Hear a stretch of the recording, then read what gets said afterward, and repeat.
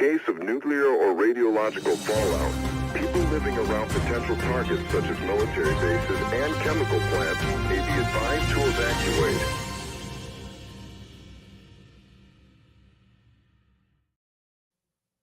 Well, hello, Sublation Media viewers.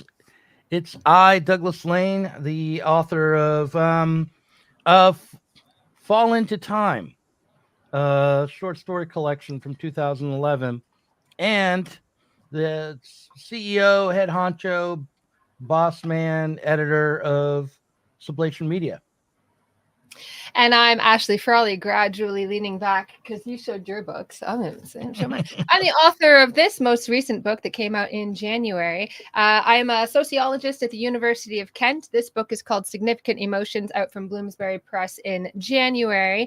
I'm a social commentator, and I write for Compact and Unheard and a lot of different publications. And my main area of interest is why we emotionalize social problems. And so I'm interested in all things weird, made weird, not normal.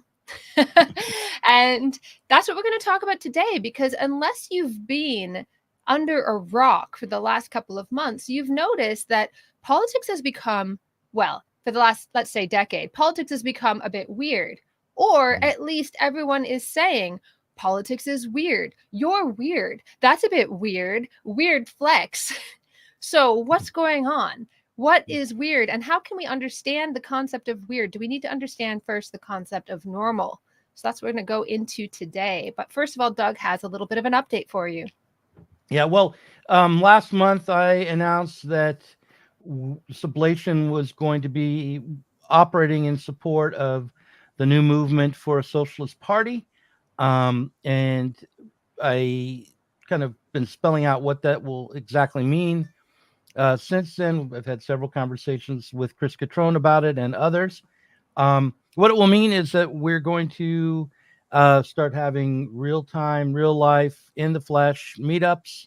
We're going to expand the educational aspect of Sublation Media to include historical audiobooks. We're going to start re-releasing the pamphlets and publishing the pamphlets again. And doing all that requires us to ask our patrons to pay a little more. So we're going to be, at the end of this month, eliminating the $3 level. The $5 level will get you what the $3 level used to get you, which is the Diet Soap podcast. At $10 a month, you're going to get 3 podcasts a week, plus an additional monthly podcast called Reading the Left. This is a podcast where a group of us get together and discuss a book that we've picked out from contemporary left publishing to discuss. And you'll also be getting 1 audiobook a month, whether it's a historical socialist text or a newly released book. At $15 a month, you'll get everything that I've just mentioned, plus a monthly pamphlet and an invite to an online discussion group. We are also going to be dropping our Sublation app, which will be used. You can get all the podcasts and all the different content through it, but also we're going to be using it to schedule in real life, meetups, and try to get people talking to each other and working on this project for a new socialist party. So that is coming. Sorry about the price increase, but we actually do need to make a little bit more money from our digital side if we're going to be able to continue and expand. So I just want to make that announcement at the start. And thank you all also for your continued support. It does a lot. We are trying to, working on documentaries down the line. I want to give a course on Marx's theory of value, which is really close to my heart. And if you're familiar with my channel, you've probably seen a couple of lectures where I kind of dip into this. I really want to go into depth. So that's, that's in the works for the future. So stay on board for great things. Right. So yes, someone asked in the chat, so we get less for the same sub level now at $5. Yeah, if you stay at $5, you're still going to get the Diet Soap podcast, but it's going to be as if it's a $3 level. We're really hoping that people are giving $5 now. Most of you will be able to give $10. If you can't afford that, you can always reach out to me, and if there's something you see that you really want to get access to, I'm sure I can make arrangements for people who can't afford the increase. But if you can, please do go to the $10 level. So that was weird. Okay. So if you know, I don't know if anybody knows anything about me, but I'm regularly on, I do the paper reviews on Times Radio these days. I used to do them on Sky News. I don't know if it's a demotion or what, but I love Times Radio. I'm a big fan. So I was listening to Times Radio this morning, and the big story, or one of the discussion topics are the Tories weird? And I thought, okay, that's the last straw. What the heck is happening with the politics of weird? So I think in order to understand the idea of weird, well, let's sort of illustrate the phenomenon to begin with. Oh, Kush, look, I'm so sorry to see that you're ill. Sorry, I just saw. Yeah. I hope. Yeah, I just want to put that on one of our regular commenters and supporters has been in the hospital. So, Kush, look, hope you're feeling better. But Kush will be sometime before he's well. So, oh my God, I'm so sorry. Okay, so what is this phenomenon of weird? So the weird is sort of the internet's favorite insult. I'm not entirely sure when it started as an insult, but I have noticed it carrying on for a while. And what is being described as weird is not what a normie would consider weird. So I like to talk a lot about my husband, who's a bit of a normie. I don't think he's ever read a book. In fact, we just came back from holidays, and we were listening to an audiobook in the car. And I think literally that's the first book he ever listened to under great duress, ever heard, read cover to cover, essentially listened to. So if I were to explain to my husband some of the things that get called weird on the internet, he would be utterly flabbergasted. So if you were interested, for instance, in the whole controversy about the boxer, Imani, I'm not sure if I'm saying his or her, God, what's the controversy? I'm not sure if I'm saying the name right, but Imani Khalif. This is old news now, but to be interested in what was in that boxer's pants was a bit weird. Yeah, I mean, if you frame it that way, but I think it's kind of normal to be concerned about, whether or not it's actually a man punching a woman up there. Is it weird to be concerned with that? Apparently it is, according to the internet. Or something gets called a weird flex. And then this gradually bubbled up into the mainstream. And it used to be that our world of the internet and our world of politics was sort of comfortably distant from each other. And I don't know if that's a good thing or a bad thing, but this bleeding of internet lingo into the Democrat sort of political campaign I found slightly disturbing. So Tim Walz called JD Vance weird and said, everything, you and your people, you're all weird. And then this became the sort of, this was a rhetoric that worked. And so now they're sort of throwing this around. And the response from the Trump side was, well, I know you are, but what am I? Kind of there were some op-eds in the New York Times and in the Independent that said, the Democrats' use of this weird as an insult is just really brilliant rhetoric because it's kind of like calling somebody uncool. It's unfalsifiable. And what are you supposed to say? No, I'm cool. Right? There's nothing that you can respond to that doesn't make you sound like the insult. So simply responding to it makes you sound like a bit of a weirdo. On the other hand, however, I think what has defined the mainstream quote unquote left for a long time, that is identity politics and this quest to normalize more and more different identities and groups and that sort of thing, is decidedly weird to the majority of the population.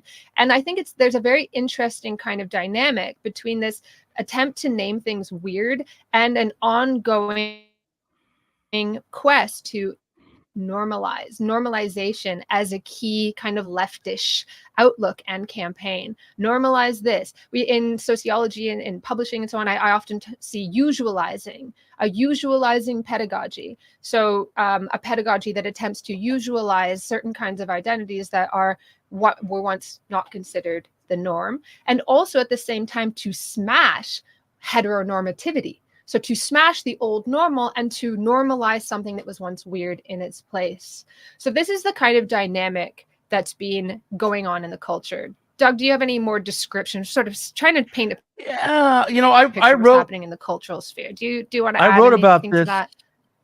Yeah, I wrote about this for this morning, and I'm thinking I might even include some of what I wrote in this documentary film we're making about the election and the conventions. maybe I could just read this. It's not too long. So after Trump selected J.D. Vance as his running mate, an online troll put forward the idea that the senator from Ohio's 2016 memoir, Hillbilly Elegy, had contained a confession pertaining to Vance's sexual development as a teenager. Specifically, the senator was said to have included a passage in his bestseller wherein he admitted to fucking an inside-out latex glove shoved between couch cushions when he was a lonely young man still struggling to break free from Middletown. According to an article for the Indian news company NDTV, searches for Vance couch story outpaced searches for details regarding the assassination attempt on Trump back in late July. This fallacious tweet, this joke rumor, took hold of the public imagination and gripped the minds of the Harris campaign operatives as well. The marketers and aficionados of psychometrics in the VP's inner circle landed on a single word that could be deployed in the aftermath of Couchgate. That word was weird.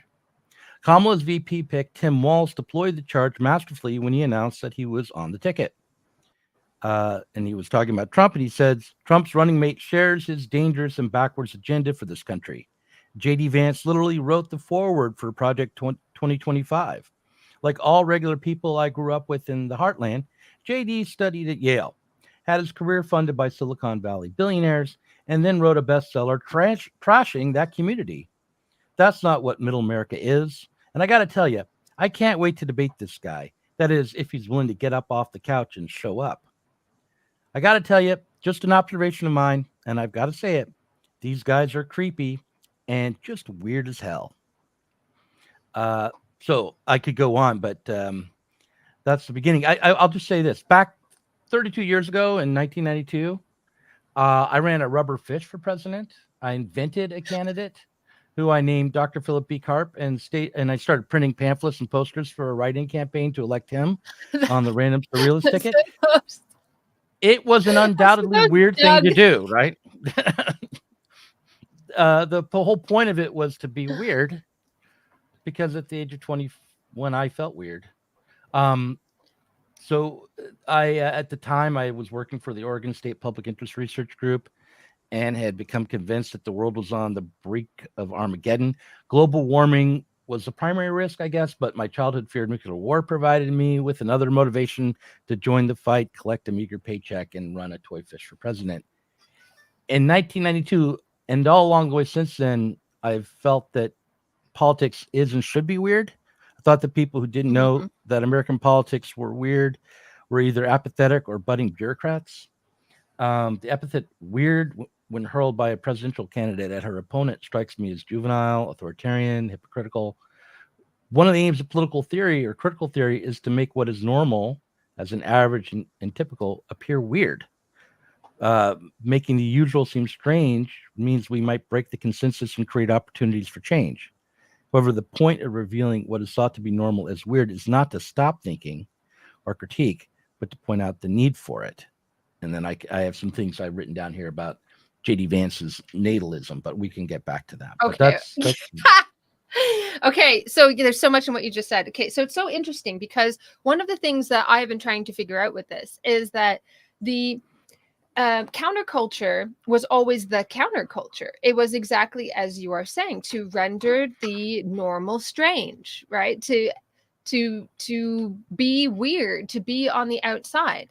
Okay, but what's very interesting, and this is also what some of these op-eds were talking about around this sort of weird rhetoric, that really the difference is that Harris kind of owns her weird. Like the Dems are weird, but they own it, and being weird is good. And in fact, if you look at kind of popular books about weird, they published in the last 10 years, they talk about how weird is good, and advertisers should aspire to be weird because weird means unique. So weird became, as capitalism loves to do, sort of appropriated by capitalist culture. And there was one book, gosh, I can't remember, I was just looking through it today, but where the author sort of advises people, one of these sort of like PR books, says, don't try to fake weird, people will know.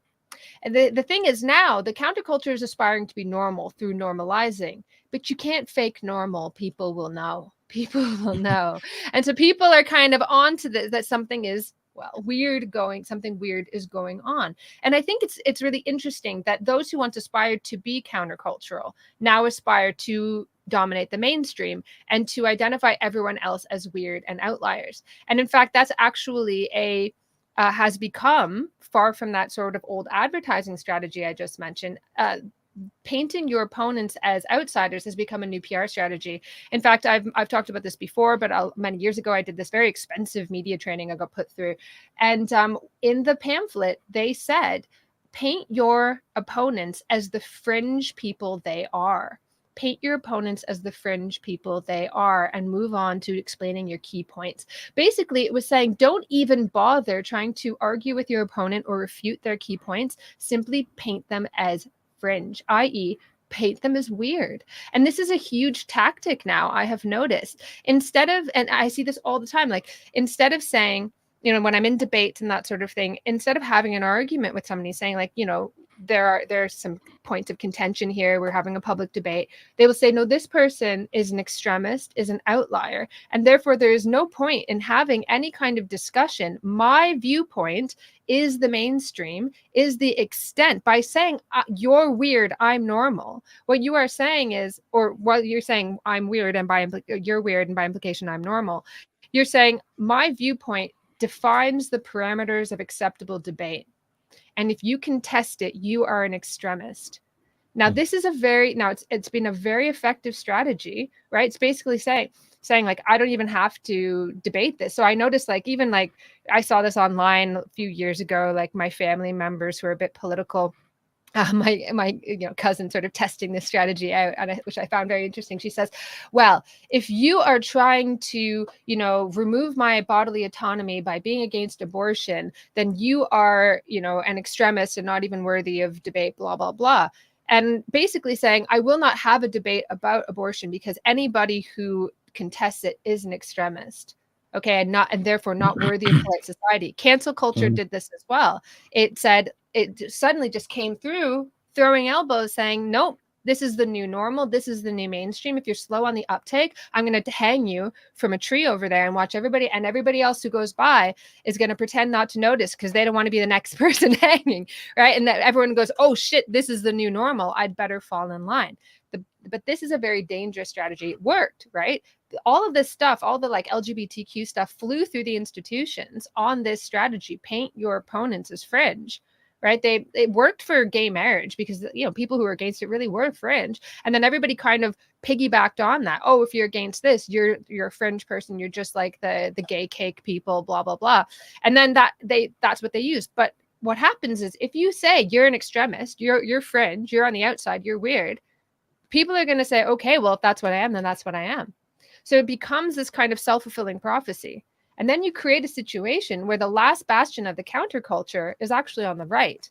The right wing becomes the last bastion of the counterculture because those who were once countercultural and against the mainstream are aspiring to be the mainstream. So who's left to push back? And what is the mainstream, by the way, except the thing that upholds capitalism?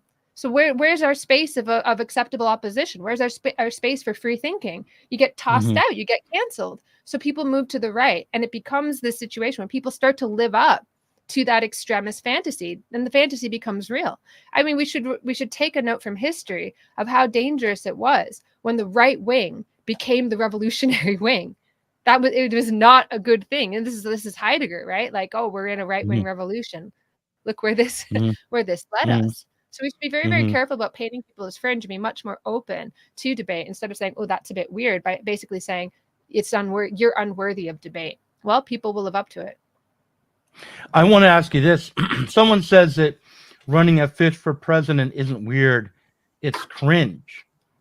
Okay. So my question comes, why didn't Kamala Harris in that campaign decide to call J.D. Vance cringe?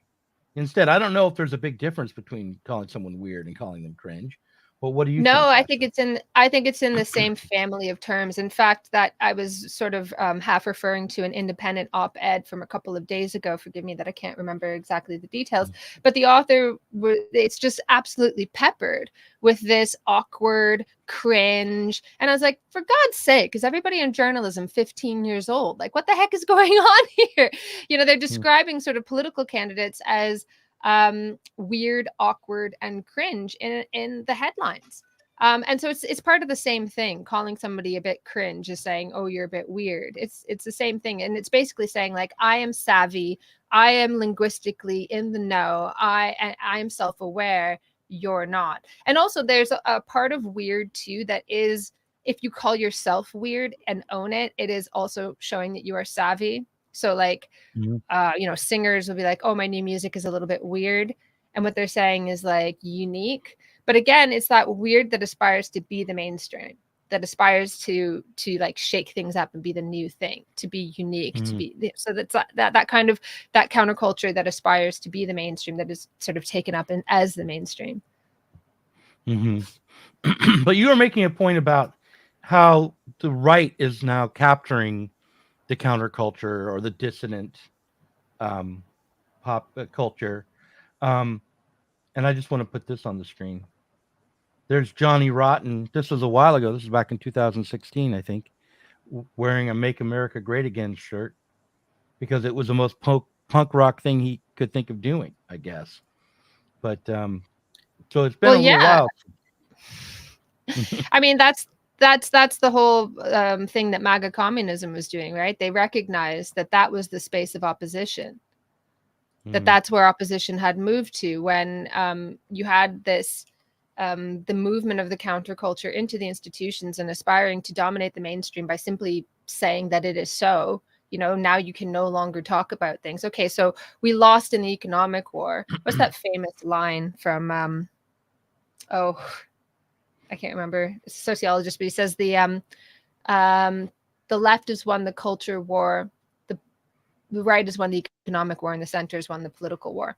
So the left has won the culture war, and the left sort of that culture war moved into the political war. So now they've won the political war by bringing the culture war into the political mainstream, but the right still won the economic war.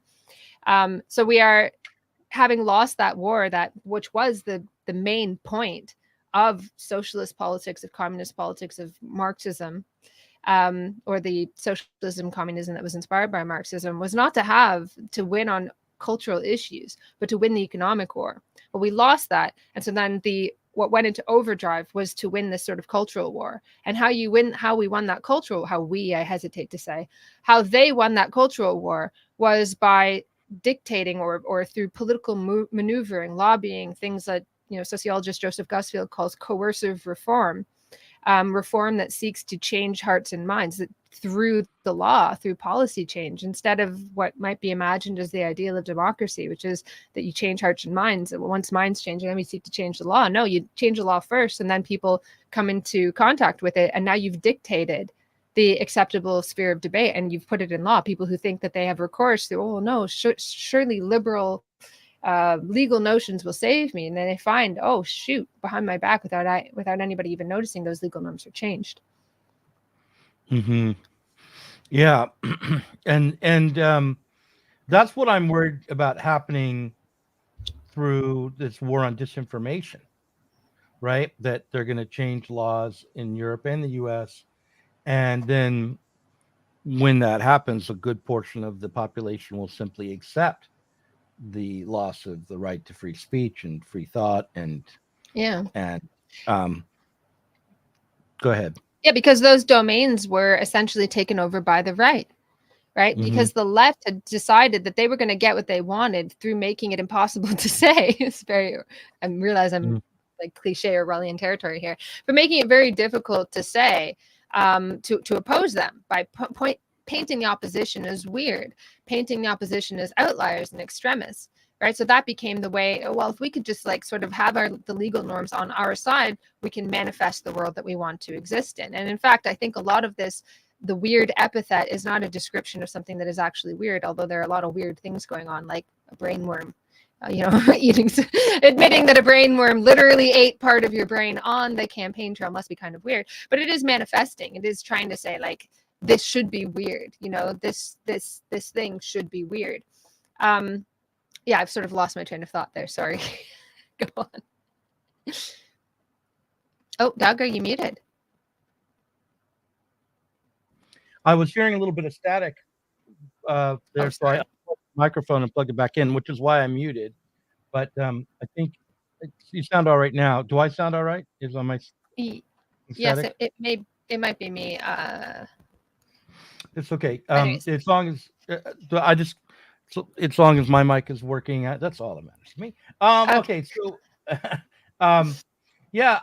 so the question becomes, like, for me, are we reaching, because this has been going on for quite a while, right? This kind of authoritarian approach to politics, the way in which people avoid conversation and thinking rather than engage in good faith has it's intensified this tendency to assume bad faith on the part of the person you're talking to, and to, as you said, mark them as not worthy of consideration, as on the fringe, as weird. Sorry, that the end point that I was trying to make there was that in doing so, in sort of like painting the opposition as extremists and making it impossible or like personally risky to question you ceded freedom to the right. That's what happened. And then it became like a right-wing thing to fight for freedom, all these things that used to be the domain of the left. That's the point that I wanted to make. I apologize.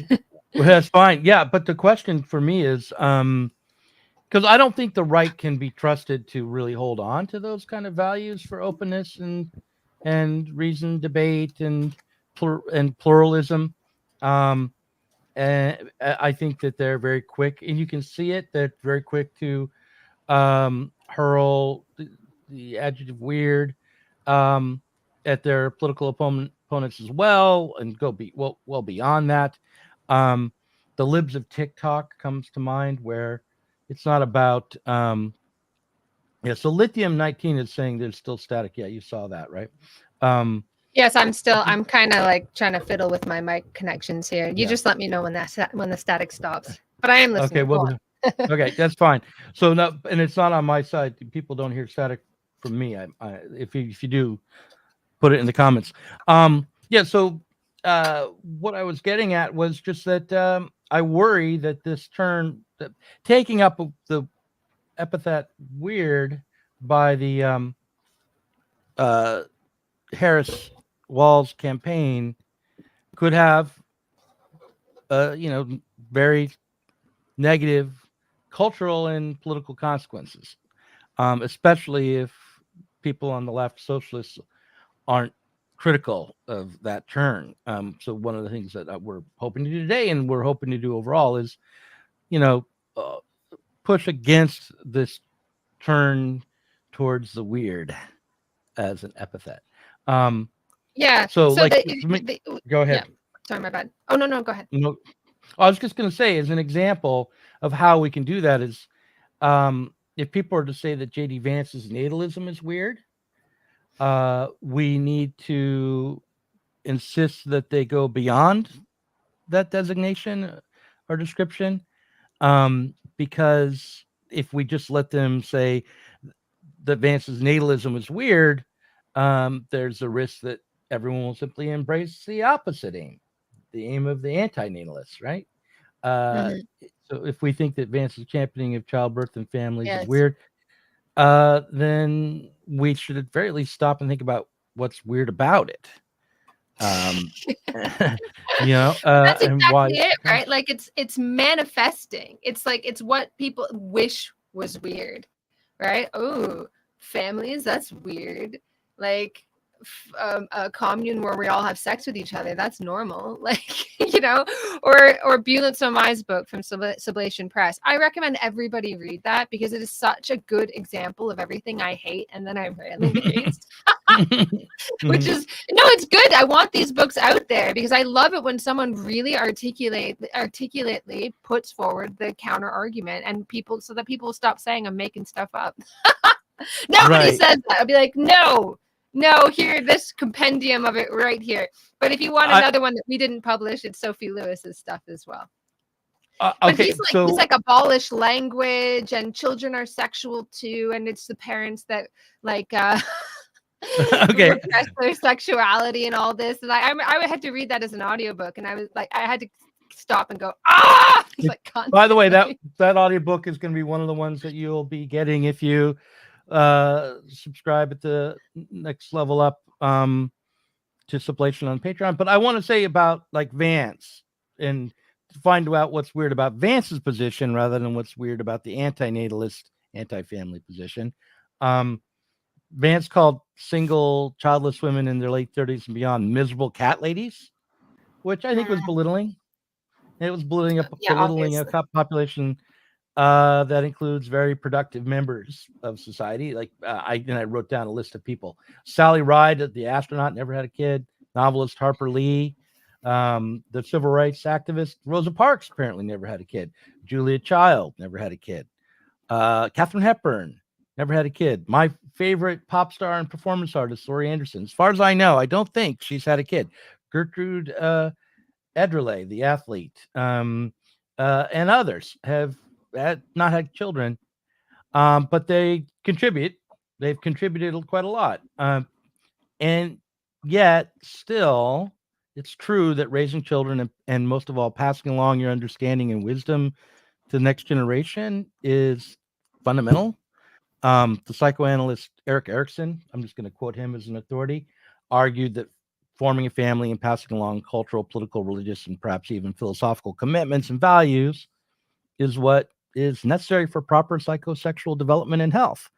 So while that family need not be traditional, and the people you pass your heritage or cultural inheritance or intellectual inheritance or values to don't need to be your own biological children necessarily, some version of family, some version of intimacy, of connection, and participation in society is necessary. And also, until we overcome aging, we will need to keep making babies if humanity is going to have a future. So it's still the case, though, that families are weird. Like, and the question of the family, it brings all sorts of weird problems and discourses and arguments forward. So I'm sorry. Why is the family weird? That used to be what politics was like. Here's the thing: like family has been rendered weird. Like even if you go into like European Union like policy, they don't talk about parents. They talk about informal and formal caregivers. So a parent is an informal caregiver, and having a family policy is seen as a front for fascist attempts to do, like even just having family policy is seen as a front for undermining gender and undermining LGBTQ policies, that sort of thing.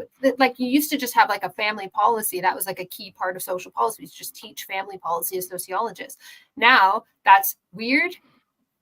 Well, I think it is weird, but I don't think that that's a very good word to describe it. But I think it starts to point the way at what's going on. That maybe another way to think of it is that it's contradictory, because on the one hand, we want everyone to be like Laurie Anderson or Katharine Hepburn or Julia Child or or anyone else who's a woman who contributes through her work. And on the other hand, we want there to be this realm of domestic, private production in life. It's necessary to reproduce the next generation of workers at the very least. And, beyond that, it's necessary to reproduce what we, humanity and what's best about life, and it's necessary for, as Eric Erikson said, for kind of healthy human development. So there's this contradiction. On the one hand, everyone would like to be free of the traditional roles and impositions that are usually associated with family life, and then on the other hand, everyone wants to hold on to the foundational support and values and necessary relationships of the family. So no, I mean, yes, but no. So capitalism wants you to be free of the commitments and the extra capital sorts of love and familial bonds to each other, because how do you factor these in? How do you pay for that? Capitalism, and particularly neoliberal capitalism, has been my core thesis, is constantly saying, no, human beings are too stupid to do things. That's why we have all these social problems. Human beings are too stupid to raise children properly. This requires authority. This requires professional intervention. So you're too dumb. That's why they talk about the neoliberal institution par excellence, the European Union, talks about parents as informal caregivers, which is the same language as the informal market, where drugs are sold. Who wants an informal caregiver? This is somebody who doesn't know what the hell they're doing. So they want the bonds of capitalism to seep into absolutely every single relationship. But they also have this contradiction in that you have this. I'm going to write a book about this. I had an epiphany the other day that this really needs to be written about, because the contradiction is that socialization is still required, but it's very difficult to have it within a paying relationship. And at the moment, that's what's trying to happen, is that all of our relationships are being privatized. So like I describe in my previous book how professionals are constantly problematizing self-reliance and reliance on your friends and family. And they're saying, no, doing that is going to cause all these problems. It's going to lead to things spiraling out of control. Even if a dog dies or something like that, you should go to a professional to talk about it, because that person has training and your friends and family don't have training. So they're constantly rendering our interpersonal relationships problematic, because that's their reasoning for why things go wrong. But also capital is trying to invade those relationships. But they have this problem where socialization still needs to happen, but they think socialization is something that best happens in a laboratory. They really do not like the fact that is learning the norms and values of your culture is something that is done by the uninitiated, and God knows what you're teaching. So socialization has become increasingly, I don't want to give this away now because I'm afraid someone's going to steal my idea, but socialization has become increasingly medicalized. And so I want to write a book about the medicalization of socialization, but I got to find a better way to say that. Something like the sickening of kids or something. I don't know. Where like socialization becomes this problem. But also you were talking about like, well, we have to socialize the next generation. There's something that matters in society that we're trying to pass down. And the family is what did that. The family's not the only thing that does that, obviously. Like it used to be like the family, the community, secondary socialization, institutions, all these sorts of things. But increasingly, in our modern societies, that sphere of informal socialization has got smaller and smaller and is being problematized. And that secondary socialization, which is controlled in institutions like education, is getting bigger and bigger. And you have like people arguing for childcare earlier and earlier in life, but not enough to lift the burden from women. So it's just enough that women have to still go out to work. They're still forced to go. And you still have to have two-parent families as a condition of having two incomes as a condition of having a family. You need to have a dual income. That's still there. So they still have to put that pressure on you. They're not going to give you childcare, so you have a choice. F that. No, you're like, oh, women, you have choices. And you're like, well, I'd like to stay home. Oh, you don't have that choice anymore. You have to go into work. So they give you just enough childcare, so you're forced to go into work. And the kinds of like, this is not like a wonderful world of gender equality for women. The kinds of choices that women are making, they're working like the worst jobs. They're working like I just did a review for Compact on Holding It Together, this book by sorry, I can't remember her first name, Jessica Calarco, where she talks about like women are working like 3 jobs and this sort of thing because they're trying desperately to like organize their work around the meager childcare that they're getting, if they get any, or they're relying on other women, that sort of thing. And this became so complex that I lost my damn train of thought. Hey, Ashley, you're not getting old. Don't take that. Listen, my identity is not a costume. All right. You're not getting old. Let me show you something. Take a look. Oh, yes. Okay. No. So that's okay. No. Let's take a look at yeah. Okay. No. This is on the screen now. So there is if you look at this, it's like this month's New Yorker.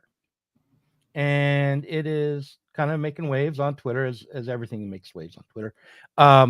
It is depicting some nannies taking care of other people's children at the park. Yeah, I guess is a pretty common sight in New York. These nannies are not the same race as the children that they're taking care of. which is pointing to the fact that the people who can afford to hire nannies and have someone else take care of their children so they can pursue careers are largely in Brooklyn or New York, are largely white people. So this is causing a stir. People on the left are, I think, largely embracing it, to because it points out this hypocrisy. And people on the right are saying, oh, you just can't win or whatever. But the point is actually not, if you take race out of it, the question of whether or not it is better to have someone else raise your children and spend that time with them, or the biological parents raise them, is sort of being pushed aside here. It's just taken for granted that childcare is a good solution for this question. And it seems to me that the problem runs a little deeper, because the form of freedom we have in this society is based on labor. If you want to be free, you have to work for a wage. If you want to participate in public life and have autonomy, you have to work. And if you don't want to work, you want to stay at home with your kids, if you're a woman, that means being economically dependent on a man. And if you're a man who wants to raise his own kids within a traditional marriage, that means not only do you have to be dependent upon a woman, but your masculinity will be questioned. Like what's wrong with you, right?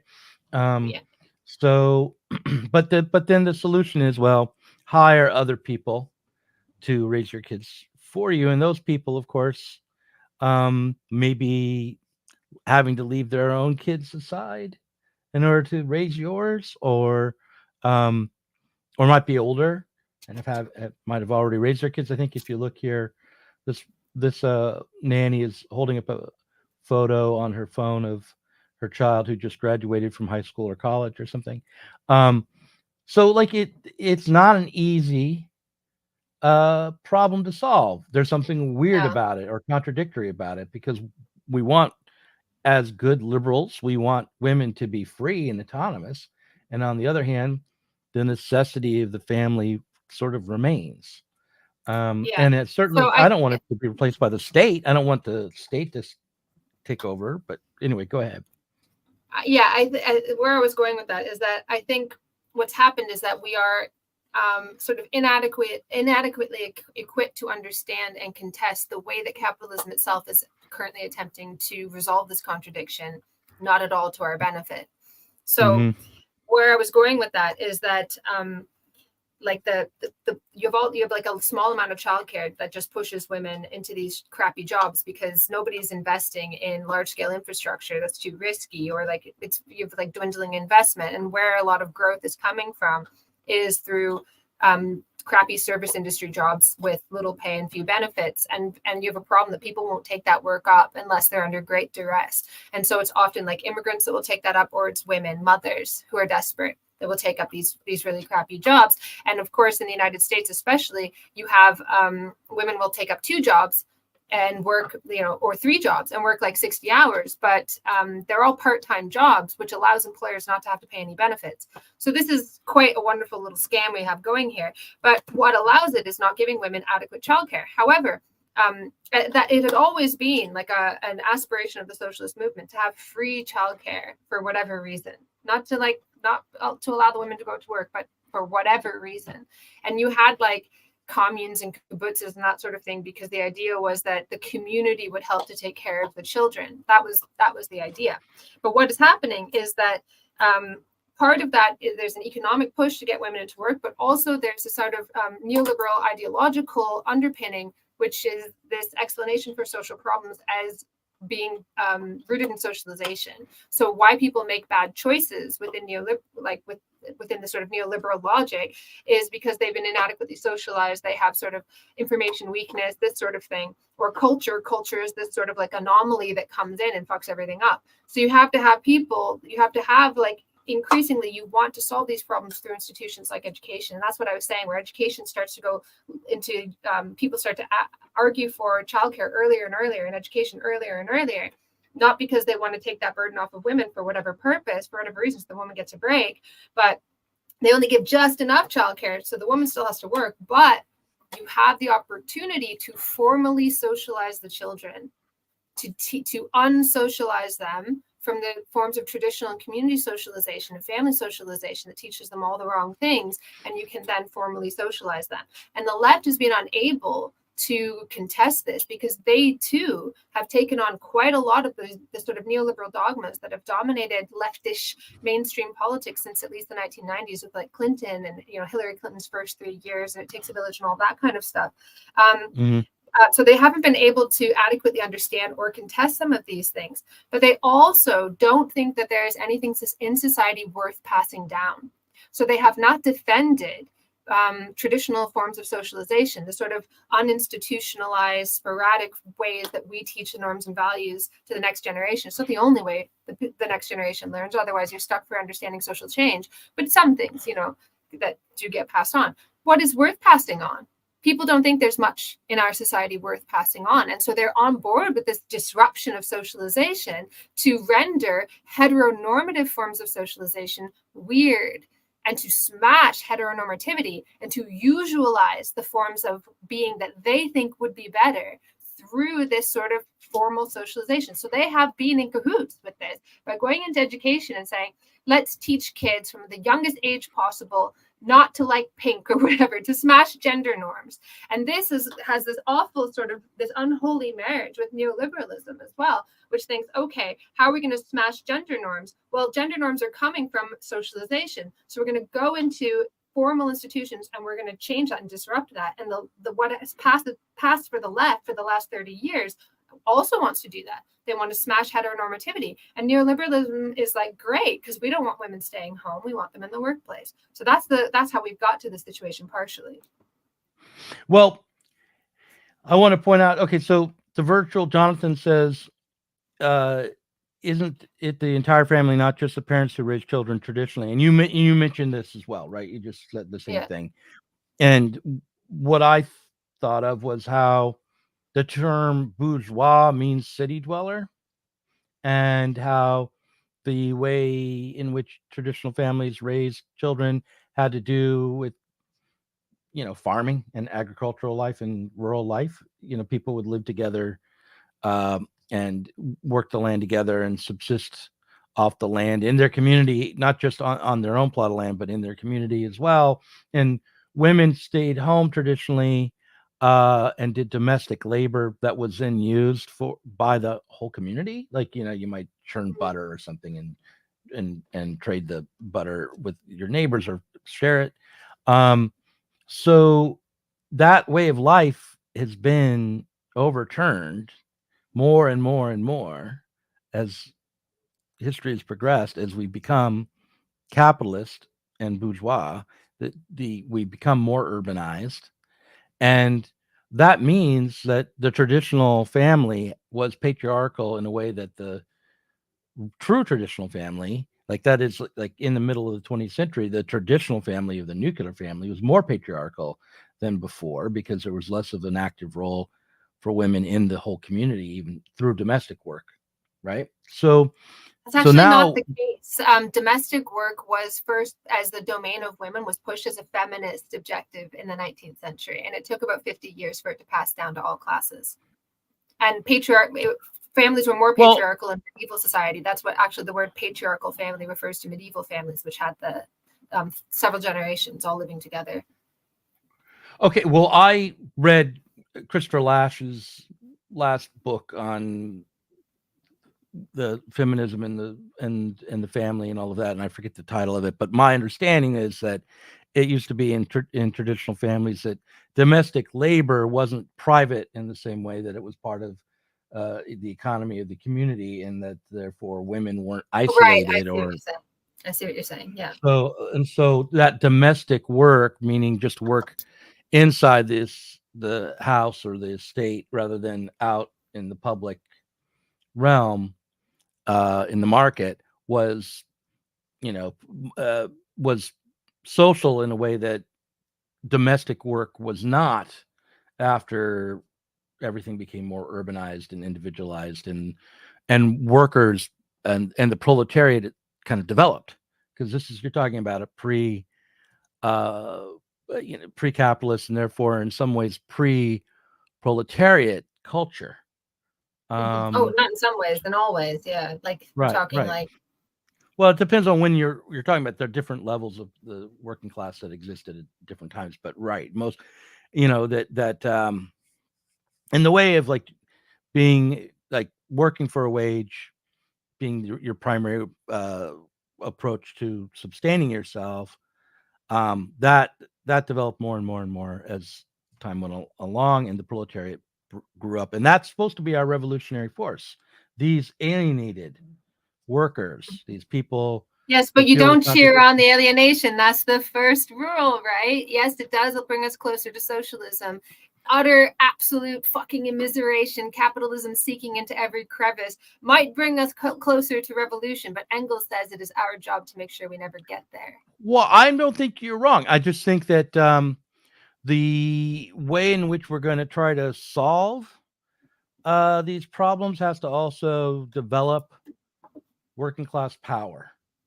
So what I would think, like Chris Catrona is talking about, this project for a new socialist party, one of the things that the new socialist party might be able to do is not just like help provide childcare in ways that the state won't, but also help coordinate the divvying up of jobs so that working class women have more time to stay at home. If that's what they want. If that's what they want, right? And so these new institutions, working class institutions that are forming to help create a socialist party, would be aimed at meeting needs that the current capitalist order cannot, at the current level of civil society cannot, and in the aim of not fixing everything so that things can remain the same, but with the full knowledge that the Socialist Party will not be able to resolve all these contradictions ultimately now, but that the attempt to do so will also build up political power for the working class to overcome the contradictions that create these conditions. So that's the aim here for trying to build a new socialist party in America, and then hopefully around the world. That's a wonderful line that you had there, that how we solve these problems, when we solve these problems, we should have an eye toward developing working class power. It's a wonderful way of putting it, because we should always remember and have in the back of our minds, when we are told that like we're all just bumbling idiots when it comes to raising our children and in sort of living our lives, and that we require forms of specialized expertise to like blow our noses. And the left thinks that this is great, and they, because it's sort of communicated to us as this social justice campaign of solving social problems through, various state intervention and benevolent actors. We should not fall for it, and we should put forward the most powerful thing that we have, which is our own autonomy as the working class. We build the world, we run the world, we know how to do it. There's a wonderful letter from Marx. Was it a letter or was it a speech? One of the only speeches that Marx ever gave in English, where he says, the world, like the modern world, has created modern people. These are the working men. They are the ones who master the machines, and they're the ones who are mastered. These are not his words, but so I think it's like a 1853 speech, I want to say. But we're the working. Why did Marx put all his faith in the working class? Not because they're good, not because they're benevolent, but because they run the world. They run the world. We run the world. We uninitiated, regular human beings. Every cook can govern. It doesn't require expensive or expansive expertise. I can raise my own children. It doesn't mean that I will do it perfectly.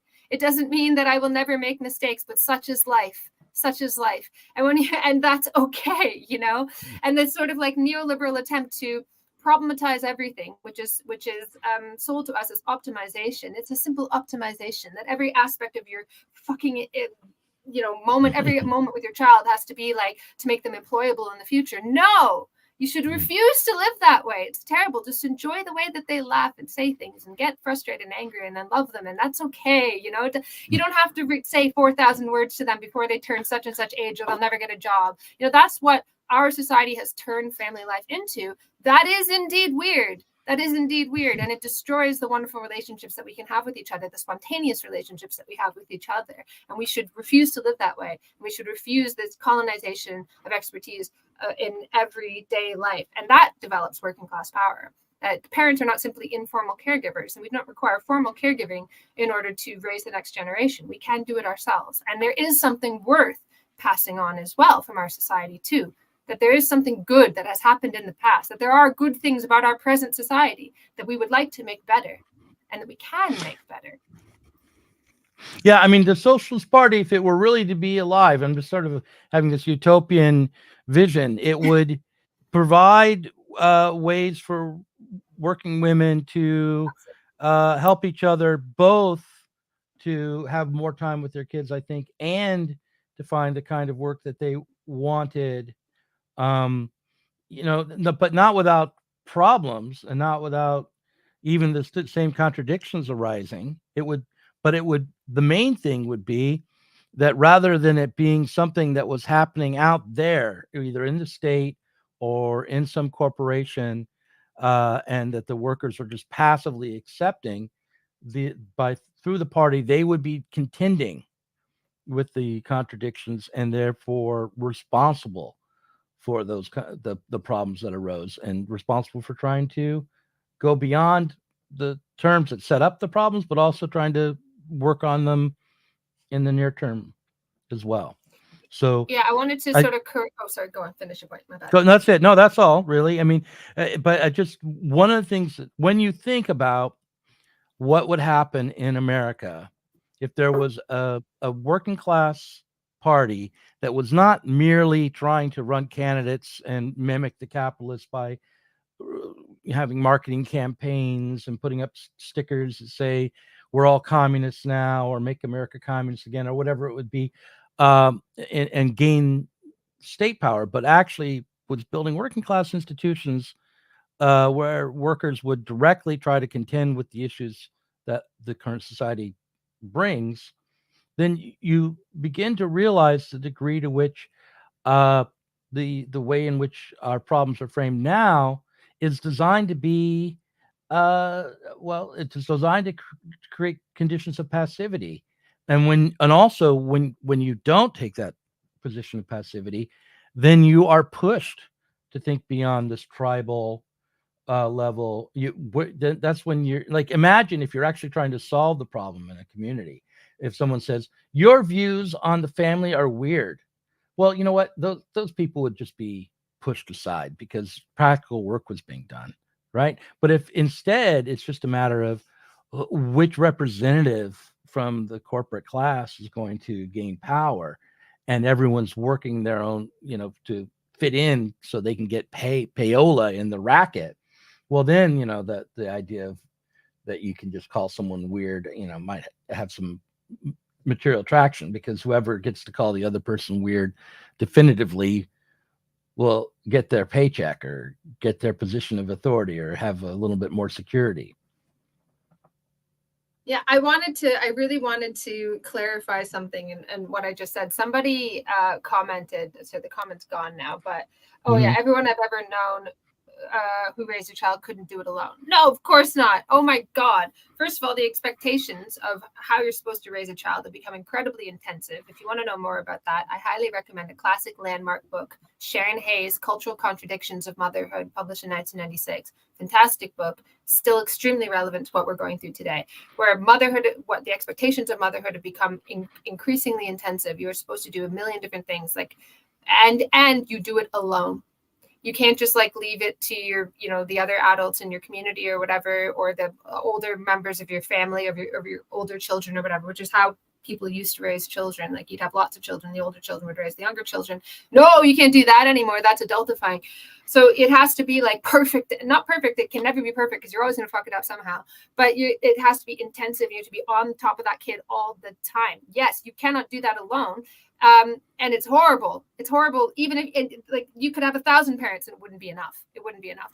So what's happened is you have all these expectations and you do it alone now because you're cut off from the other generations. And also the intergenerational relationships have been problematized. In fact, this person goes on to say, many reluctantly had to use their parents they had previously not wanted in their children's lives because of their prejudices. See, so the older generation is recast as being responsible for the passing on of prejudices to the next generation. So those lines have to be cut. That's terrible. That's an awful way to make sense of our intergenerational relationships, as well as the older generation, right? And it also conceives of children as just these like vessels that don't have any, like, will never grow up and have any autonomy or judgment. The human beings themselves are conceived of as these sort of like automatons that are simply the result of their socialization. They have no, like, so the socialization process is problematized because it's seen as a cause. You are no longer a reflexive human being. Like, none of us are simply the result of everything that we imbibe from our parents and grandparents. No, like, my grandparents said all sorts of things. My grandmother used to sit there and talk about how evil my white mother was. You know, the white man came and destroyed everything. Your mother came and made you white, like all this stuff. And I wanted to jump out the car door when she'd go on like this. Do I think my mother's an evil white person? No. Old people say weird things. She also taught me all about living in the forest and stuff like that. You take the good with the bad. But now it's like, oh, they're going to brainwash the child. And this person says, I have the right. People say I have the right to brainwash my child. I've never really heard anybody ever say that. But there's also this understanding, like, yeah, we want our kids to turn out in a very specific way. Very few of us ever accomplish that.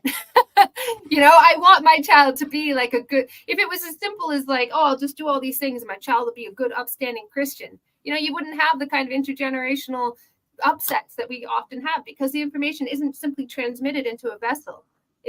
Every generation makes use of the information that they're given in different ways. And it's not just horizontal, it's also vertical. If you get this information and you move somewhere else, you change, you interact with different people. That's the way that socialization has always worked.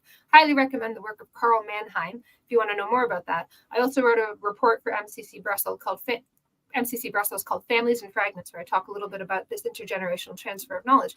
But this whole idea is like, oh, you can't have these influences in your child's life. You got to do it all on your own. You got to buy these books, do it in the right way. You have to formalize this relationship as much as possible because its whole value is in the outcomes that it produces, right? So it's like, you can't just like enjoy it. It's got to be for an outcome, and and it's horrible. Yeah, like no wonder so many people are rejecting parenthood because parenthood has become something awful if that you're doing it all on your own because you can't trust anybody else, or you give it to like formal caregivers and experts. You can't trust any other adults because they're all pedophiles.